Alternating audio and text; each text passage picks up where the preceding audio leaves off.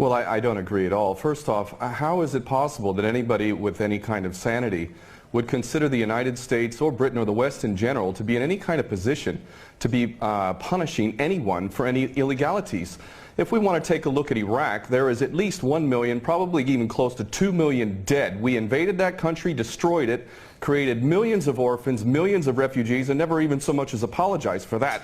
Let's go back to Vietnam, where we dropped 20 million bombs, more than all of World War II combined. We have destroyed so many countries. We have tortured and killed and maimed and raped around this planet. Who in the hell in their right mind would consider the United States or the West in general to be in any position to punish anybody? Never mind the obvious facts that this is a false flag attack and a long list of false flag attacks, which let's get into that, please.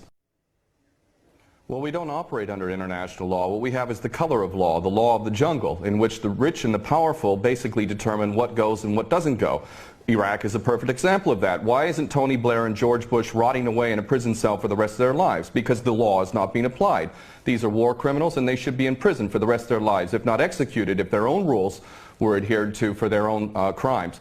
Not only that, but we need to really understand the truth here. First off, all of these players, these politicians, are nothing more than puppets. They don't serve the people. There is no real democracy. They really serve the rich and powerful who run the world, and that would be the bankers who control the money supply. The bankers, of course, make huge amounts of money. Whether they make bad investments or not, wars are great for them, and ultimately they control the politicians, and that is why we see these policies.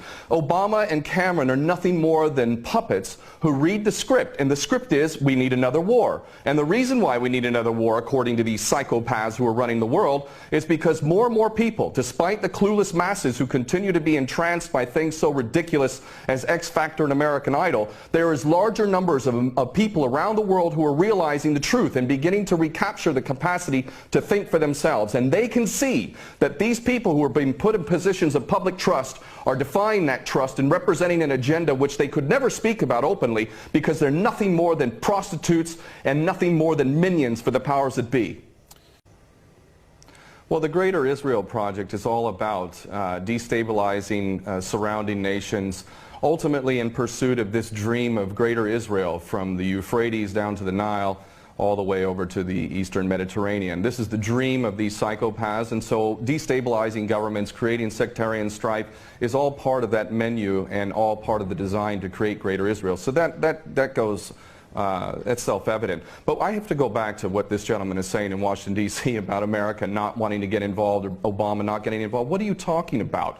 We have been arming people directly who are Al-Qaeda. Al-Nusra Front is Al-Qaeda. These people are psychopaths to the worst order. They are conducting suicide attacks. They are gassing people. We know Carla Del Ponte said in May that it was the so-called rebels in Syria that were using sarin gas, not the Bashar al-Assad regime. No, it was not. We know that the United States president is arming people who are on the U.S. terrorist list. He should be convicted of aiding and abetting, giving material support to a terrorist organization. But then again, you know what? We, the West, the United States in particular, Israel and Britain, are the biggest terrorists on the planet. So our little junior partners in Al-Qaeda, which is nothing more than a CIA database, thus the name Al-Qaeda, this is nothing more than a group of terrorists working together, each playing one different role, but all of them working together for the same goal, which is to maintain this hideous and sick and twisted, unjust world that we have, which is a perpetual state of war.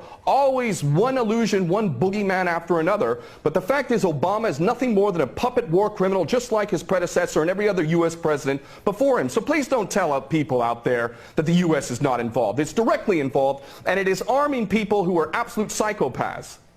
Because the United States has never been interested in anything. Ken O'Keefe, go ahead. Has never been interested in anything other than war.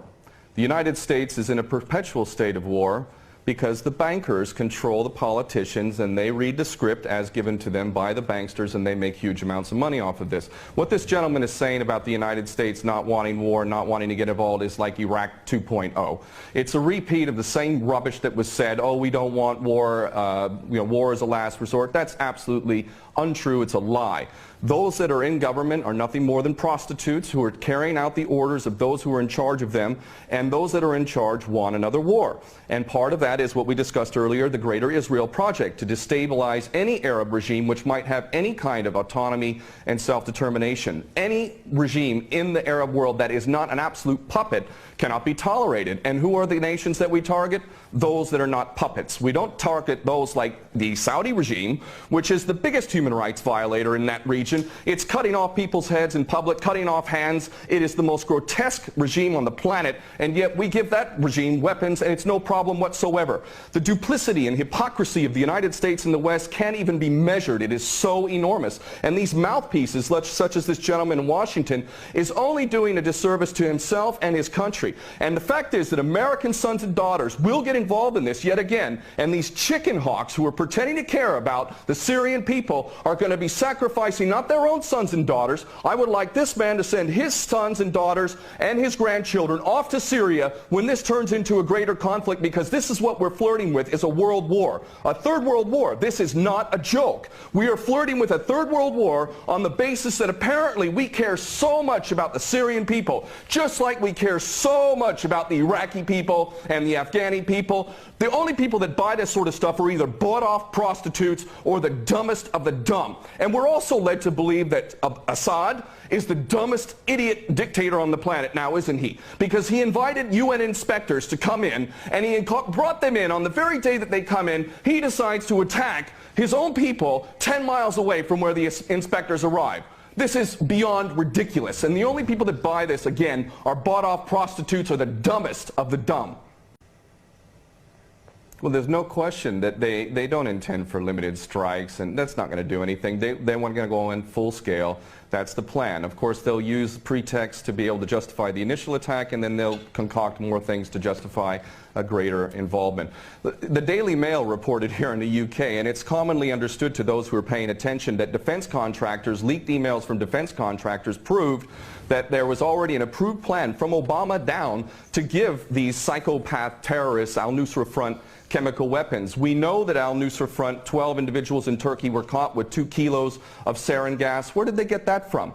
And this is, you know, clearly a false flag. We understand this to be true, and it's the only way that they could justify an attack at all. And I have to say, I'm happy that the gentleman in Washington mentioned Dempsey, General Dempsey of the Joint Chiefs, because I'll tell you what, more than anything else, it is the true American patriots, those who are sick and tired of having given up their life to basically serve the American dream, the American nation, the Constitution that they swore to uphold. It's those military men and women. It's you now. It's coming to you now. Are you a patriot or are you not? Are you going to let your nation descend even further into the chaos and corruption that has been so sick and so twisted that it's destroying American lives as well as the rest of the world, to the tune of 22 American servicemen a day who are committing suicide? Are you going to sacrifice more of your American sons and daughters for Israeli wars, for Zionist wars? Are you going to continue to do that because you are not a patriot? You are in fact aiding and abetting the terrorists you supposedly think you're fighting against.